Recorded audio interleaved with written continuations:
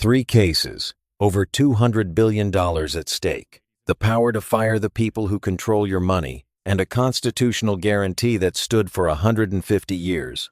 Right now, the Supreme Court is deciding all of them at once. These aren't just legal disputes. They're questions about who actually runs the country. And the answers could reshape American government for the next 30 years. 3 cases stand out. The first involves tariffs. President Trump declared a national emergency and imposed sweeping duties on foreign goods, collecting over $200 billion. Companies sued.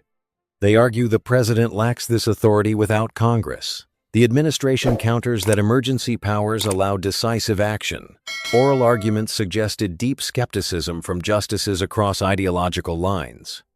If the court rules against the White House, billions in tariff revenue could be refunded.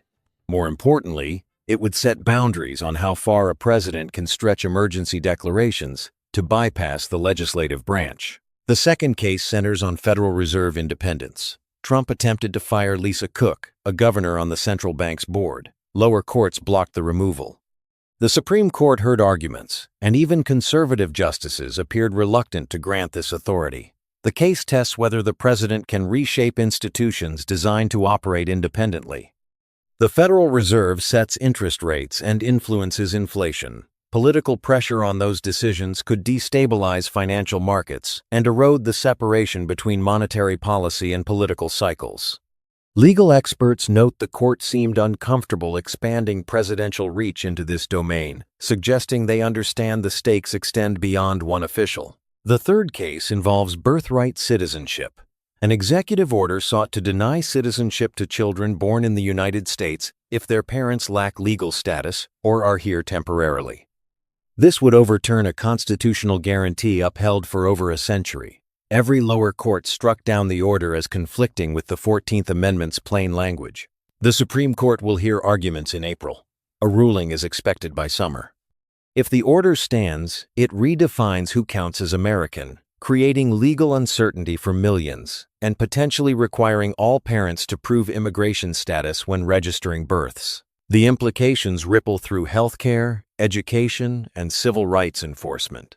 These 3 cases share a pattern. Each involves executive power clashing with established limits. Each asks whether long-standing rules still constrain ambitious policy goals. The court's decisions won't just affect plaintiffs or specific industries. They will determine how much unilateral authority the presidency holds over economic policy, institutional independence, and constitutional interpretation during periods of intense political disagreement. The Supreme Court also weighs cases on transgender athletes, conversion therapy bans, and voting rights. These touch culture and identity, but they also touch governance. Can states set their own standards in contentious social debates, or does federal constitutional law override local choices? How courts answer shapes the balance between national mandates and state autonomy. It influences which level of government controls controversial policies. Historical context helps explain the moment. The Supreme Court has stepped into the spotlight before during political realignments. After the New Deal, the court confronted questions about federal regulatory power. During the Civil Rights era, it ruled on desegregation and voting protections. In each case, decisions didn't just resolve disputes. They redefined the architecture of American governance for decades. The 2026 docket carries similar weight. Justices appear aware that their rulings could either reinforce checks on executive authority or open pathways for more centralized presidential control. Consider what's quietly at stake. If emergency powers expand too far, future presidents gain tools to bypass Congress on major economic decisions. If independent agencies lose protection, administrations can reshape regulatory priorities every 4 years, creating instability in sectors that depend on predictable rules. If birthright citizenship becomes conditional, a foundational principle of equal citizenship under law erodes, replaced by status determined by parentage and documentation. Analysts pay attention because Supreme Court decisions often work slowly. A ruling doesn't generate immediate headlines announcing dramatic change. Instead, it sets precedent. Lower courts cite it. Agencies adjust their interpretations. Congress weighs legislative responses.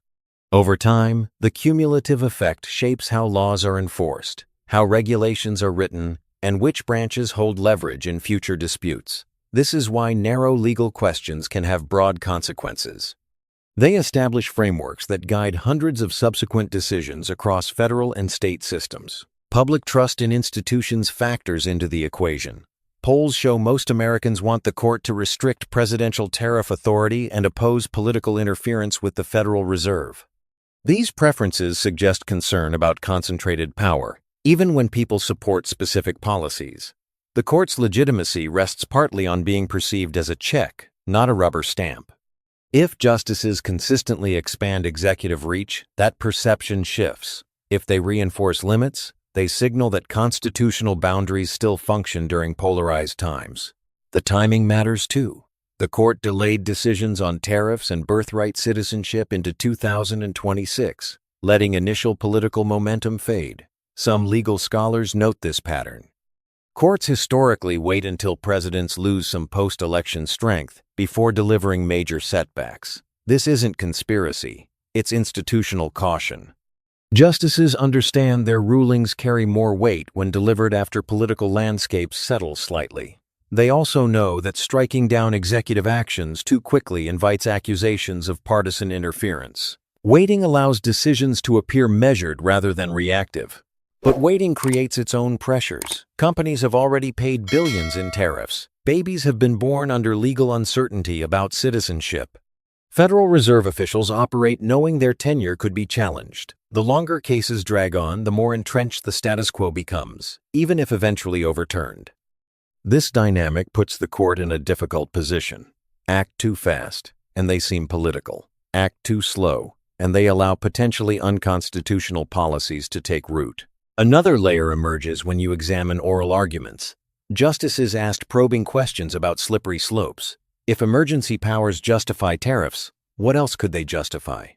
If presidents can fire central bank governors for policy disagreements, what prevents similar moves against judges or inspectors general? These questions reveal concern about creating precedents with unpredictable applications. A narrow ruling today becomes a broad tool tomorrow. Courts think in decades, not election cycles. The 2026 term could also reshape how Americans understand citizenship itself.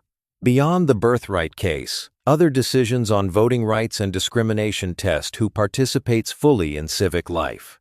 The Voting Rights Act faces challenges over whether race can factor into drawing legislative districts. Gun rights cases ask whether Second Amendment protections extend broadly or face reasonable limits. Each ruling adjusts the boundary between individual rights and collective governance, between federal guarantees and state variation. What makes this moment distinctive isn't just the number of high-profile cases, it's the convergence of questions about executive power, institutional independence, and constitutional fundamentals. These threads intertwine. Tariff decisions affect economic policy. Federal Reserve cases affect monetary stability. Citizenship rulings affect demographic composition and political coalitions. Together, they sketch the contours of American governance for the next generation. The Supreme Court doesn't operate in isolation.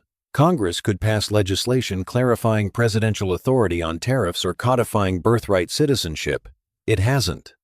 This places more weight on judicial interpretation. When legislative action stalls, courts fill the vacuum. But that dynamic raises questions about democratic legitimacy.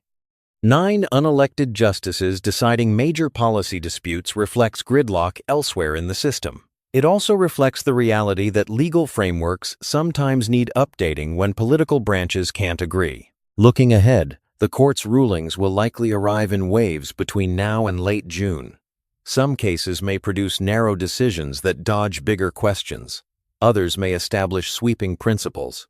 The pattern of decisions will matter as much as individual outcomes. If the court consistently favors executive authority, that signals one direction. If it consistently imposes limits, that signals another. Mixed results would suggest a case-by-case approach, preserving flexibility but creating less predictability. For now, the docket stands as a window into deeper currents. Cases that seem technical on the surface actually ask fundamental questions. Who decides major policy when Congress is divided? Can presidents reshape institutions that were built to resist political pressure? Does the Constitution mean what it said in 1868? Or can executive orders reinterpret it? These aren't abstract puzzles. They determine how government functions, who holds power, and what constraints exist on that power. The Supreme Court in early 2026 is deciding more than lawsuits. It's deciding what kind of system Americans will navigate for decades to come.